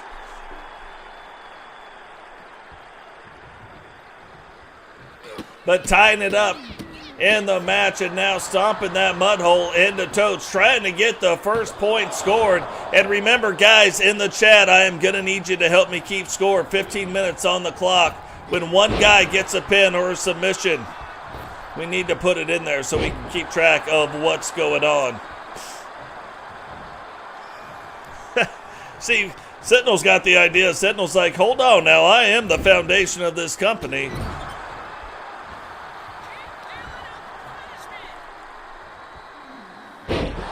And that's probably, you know, too, as the announcer, that's probably what I want to see. I just want to see them both beat the hell out of each other. Let's see how that goes. But right now, Rowdy clearly in control of what has been going on in the ring up to this point. And if Totes doesn't figure it out quick, this is going to be a runaway match. Rowdy now hooks the leg and still only a 1 count. So it's interesting to see this. This is the first time we're really getting to see either one of these guys now in their new roles as the leader. And right now it looks like the person who has benefited from it the most is Rowdy. Rowdy coming out with a whole new confidence. Not that he didn't have the confidence before, but this is like confidence on a scale of 1 to 10, 27. And I don't think Totes was quite ready for it, because Totes really has been on the receiving end now, trying to get out of the ring, trying to gather himself. Rowdy wisely not going to let him do it. Gets on the outside of the ring, but this is one of those things where if you are on the outside of the ring, you do not want to be on the outside of the ring with Totes. This is typically, you look at the hard head style of Totes, this is typically what he does. What is going on, Raymond? Welcome to the stream, brother.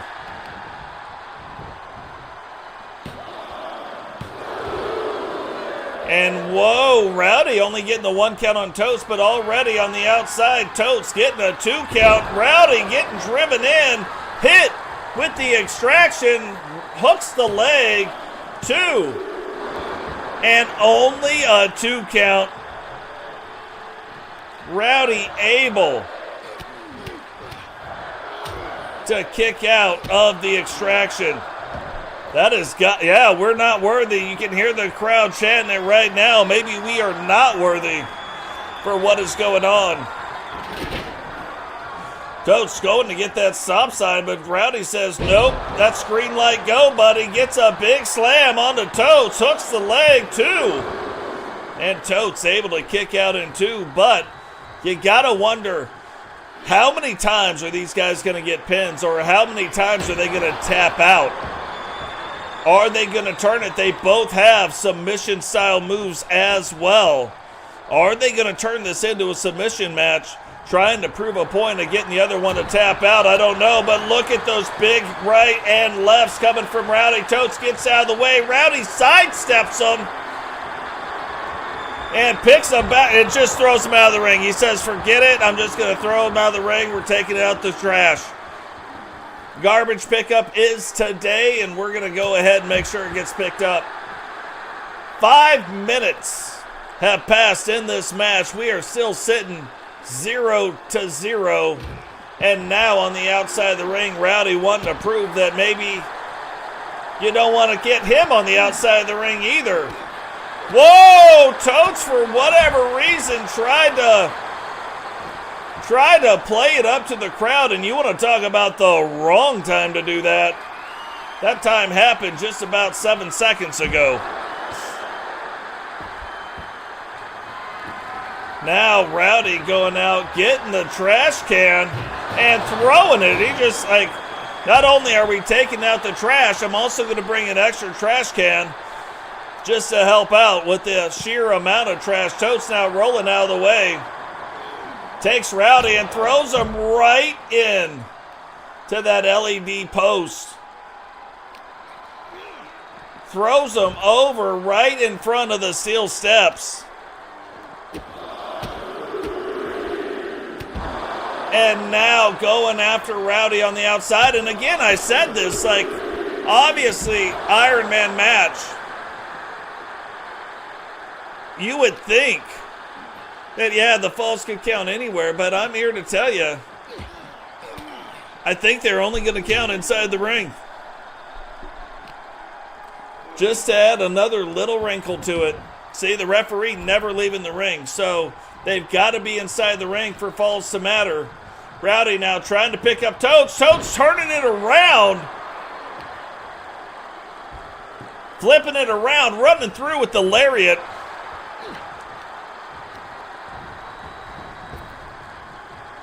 And Totes trying to stay in control, and should stay in control if he knows what's good for him. But here we go. This is the thing we talked about. This is the first real submission attempt on one of these wrestlers. Will Rowdy tap out? No. Score remains 0-0. Totes now walking over, grabbing that stop sign. Rowdy hitting him with the trash can earlier. Now Totes hitting him with the stop sign. Hooks the leg. 1, 2. And Rowdy again able to kick out. And 2. Totes now going after that midsection in the back. Now getting the crowd played up in it. And Rowdy apparently had long enough of a break. Hooks the leg. 1, 2. And Totes kicking out in 2. Now, how much longer can these two guys go on? We have already seen 8 minutes pass in this contest. Neither one of them able to get a submission. Neither one of them able to get a pin as of yet. But you know what starts going on the last 5 minutes of the match. Things get really fast and furious. Rowdy now grabbing the kendo stick. Totes trying to grab the stop sign to tell him no to the kendo stick. But Rowdy again, green light is go. Jumps up. And a huge splash. Will he go for the pin here? No, but he will go for the Rowdy recliner. And we could be seeing the first point scored right now is Totes gonna tap out. You can see how far back. Rowdy wrenching on the back, but Totes does not tap out. Now Rowdy gonna try to hit him. Totes rolls out of the way, misses the stop sign, and now going right back after Rowdy. Rowdy rolling, trying to get out of the way. Totes staying on top of him, however. And Totes slowing it down a little bit, pulling Rowdy back out to the center of the ring. Picks him up. It looked like Rowdy was about to knock his block off, but instead Totes whips him into the rope and delivers a knee right to that midsection. What is going on? Wally, welcome to the stream.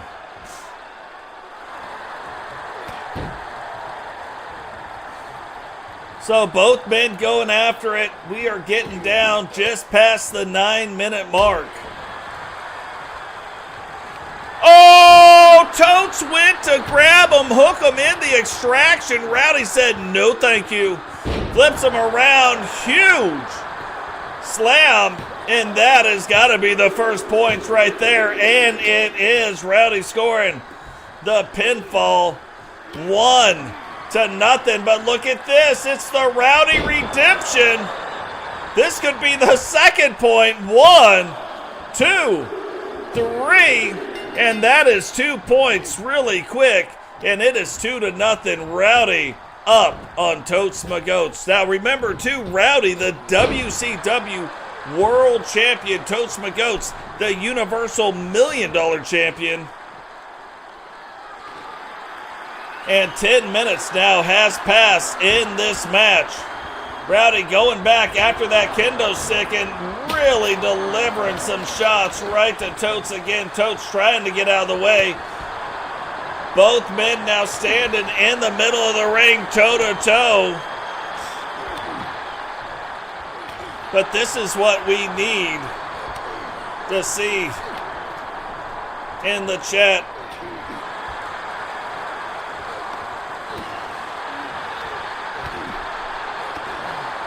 And back and forth. Rowdy split open.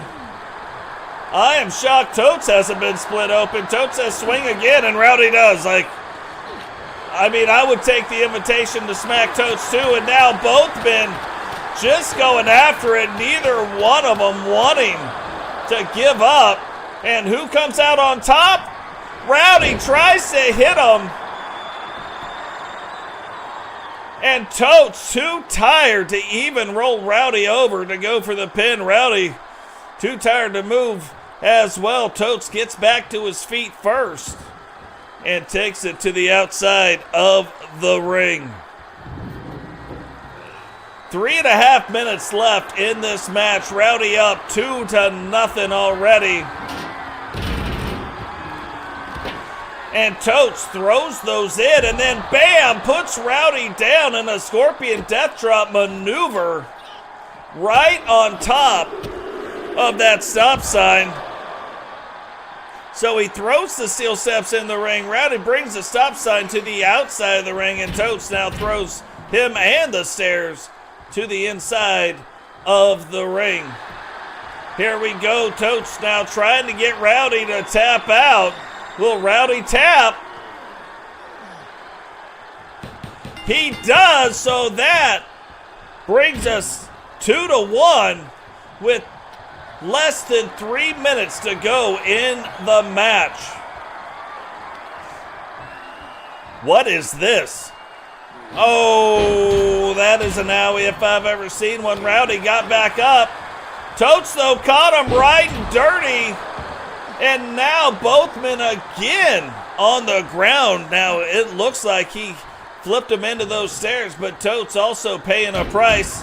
Throws and hits Rowdy with the stairs, but Rowdy comes back with the spear. Will this be 3? 1, 2, 3. And now Rowdy up 3-1. And we got less than 2 minutes to go. Totes does not look like he is going to win this match. But if he does, he has got to get it turned around quickly. Rowdy picking up the stairs, trying to end Totes Knights right here and splits Totes open. Both men now bleeding.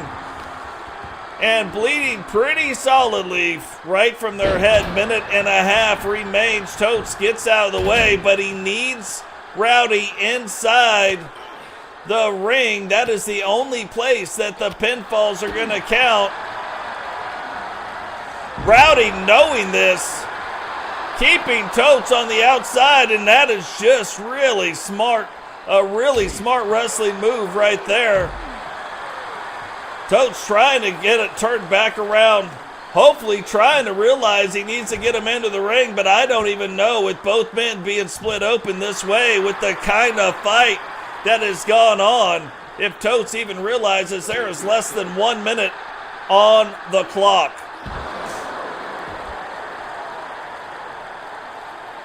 Both men now getting back to their feet, needing to get back in the ring, but doesn't look like it's going to happen. So, even though this has been quite the battle, it does look like Rowdy is going to win this 3-1. So shots have been fired. But you want to talk about a way to start a war. This has got to be it. Totes now getting the guitar and just says, well, maybe I can't win, but I can beat the hell out of you for a little bit longer. And in the last 5 seconds of the match, delivers the final blow. But it is all for naught. Rowdy will come away winning this match 3-1. So current WCW World Champion, the brand new leader of the corporate syndicate, proving his point here tonight that maybe he was being held back in the Horsemen, went out, picked his own team, picked his own people, and got the win here tonight against Totes McGotes. But I said earlier on in the night, no way this is going to be the last two of these boys hooking up. So guys, that is going to do it for us here tonight. Remember, drop the like, subscribe if you're new, turn on the bell notifications so you don't miss anytime we go live. Share the video hugely important. If you guys want to become members of the channel, we have 4 different levels of membership. All the money goes right back in to this channel. But guys, remember, when you're out there today doing the different stuff, we've already heard there's a lot of people around the world in a lot of bad situations, a lot of cold happening, a lot of snow coming down, a lot of stuff, and that is going to happen throughout the rest of the week. Just remember, when you're down, especially in Alabama, it seems like everybody buys up all the milk and all the bread. I've never had a milk sandwich, but apparently in bad times, milk sandwiches taste pretty good. So remember, when you're at the grocery store doing this stuff, trying to protect yourself, that is what other people are trying to do as well. Maybe just show those people a little bit of grace. Maybe just show them, if they're not acting the right way, maybe how they could act or should act, because their actions do not need to reflect yours. But from everybody here at the Totes McGotes Wrestling Network, to all of you out there, congratulations to everybody. Obviously, the face of wrestling in the WCW is a-changing. I appreciate everything that you guys are doing. I appreciate everything that you guys do in the community, and I will catch all of you in the next one. Peace. And before we get too crazy, before I turn off my microphone, you got to check out this shirt. This is the shirt we wore on the boat.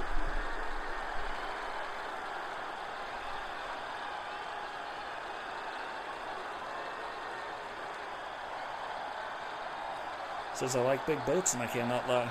You know what I mean?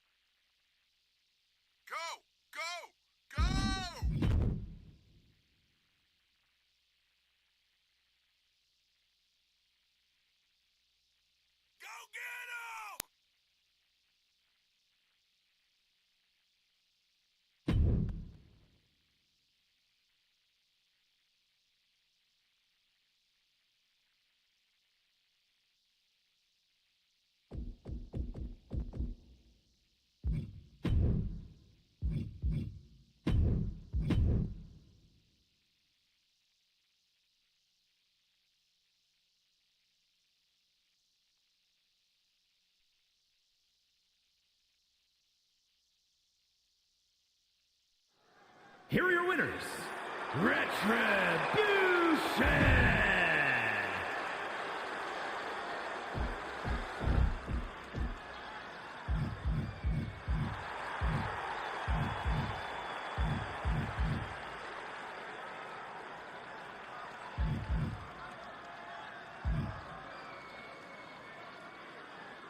Here are your winners, Retribution!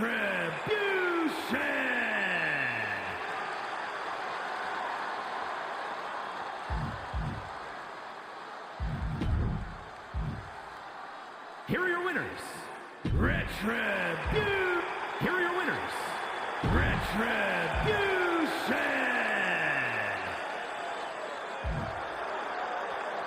Here is your winner, the Destroyer, Antista T.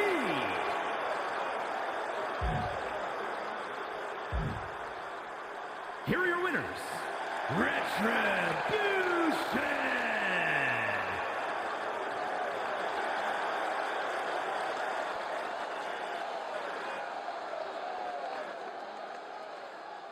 Here are your winners, Retribution! Here are your winners, Retribution!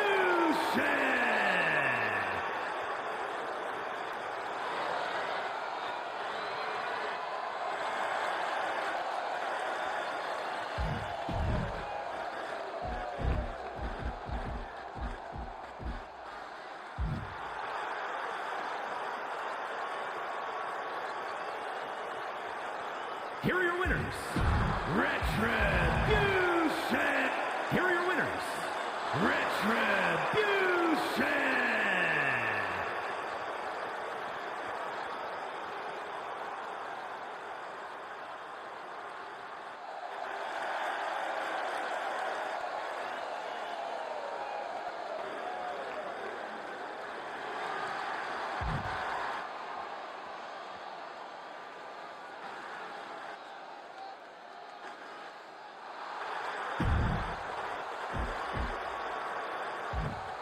Here are your winners, Retribution!